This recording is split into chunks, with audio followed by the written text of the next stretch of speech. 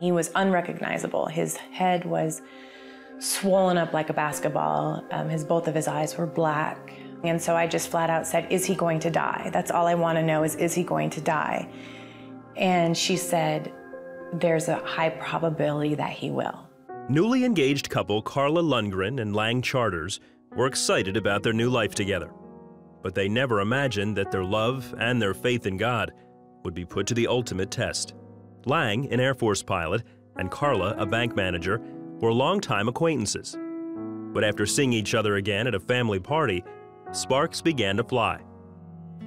A month after the engagement, Carla and her son were visiting Lang and his daughter.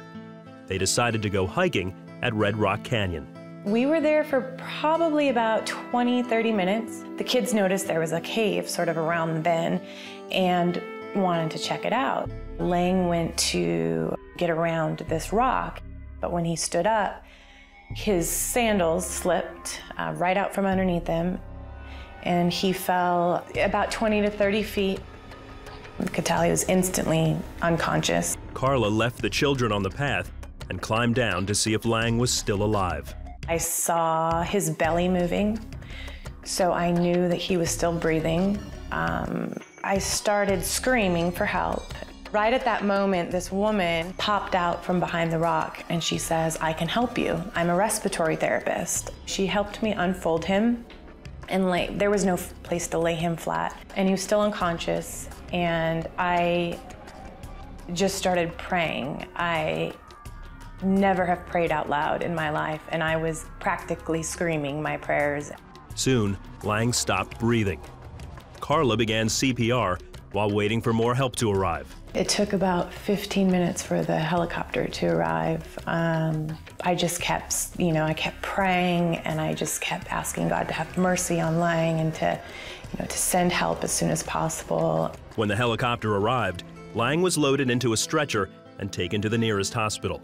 And then that's when they did tell Lang's family, if you want to see your brother, your son alive, you need to get on a plane and come now, because we don't know how long he's gonna last. His brain swelled, and slits were cut into his eyes to release the pressure. The number of broken bones in his face resulted in what the doctors called a floating face. Carla began a blog recording Lang's progress, asking others to pray. I was really scared, but at the same time, I felt comforted in a way. Like I would prayed probably more than I've ever prayed in my life. Lang pulled through, and the doctors were hopeful of a recovery. The neurosurgeon kept telling me, we anticipate that he'll make a recovery, but to what extent or what quality of life he would have, they couldn't tell me. Then he took a turn for the worse, and Carla sent out another message. Their friends and family began to pray. Lang stopped feeding himself. He stopped speaking. He couldn't walk. He couldn't get out of bed. He just was declining really quickly, and we couldn't figure out why. They did more tests, and they found out that he was the cerebral fluid in his brain was not draining properly, and so it was building up and causing these issues. The doctors installed a permanent shunt in his head to continually drain the fluid. After 2 months in ICU, their prayers had been answered. He was strong enough to be sent to the Veterans Administration Recovery Hospital in Palo Alto, California. Once we got to the rehab hospital, things, after the first couple weeks, things started picking up quickly with him. Then another prayer was answered. He would communicate like on a little Libre board that we'd carry around with us. Until February 13th, his voice came back, and he just was able to talk. Carla was able to tell him about the accident. It still took me a while to kind of come to grips with what happened.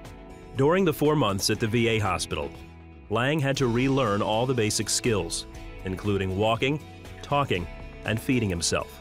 Carla stayed by his side. She gave up her job, she gave up her house, she gave up her being with her son for several months, all to be with me and to help me heal and help me survive.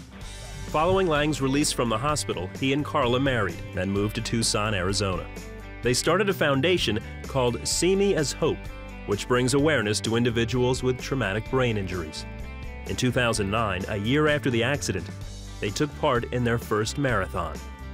At that moment when you think that there's no more hope left and you have no more strength left and you have no more to give, God will give you what you need. God will give you the strength and what you need to give, and that there's always hope.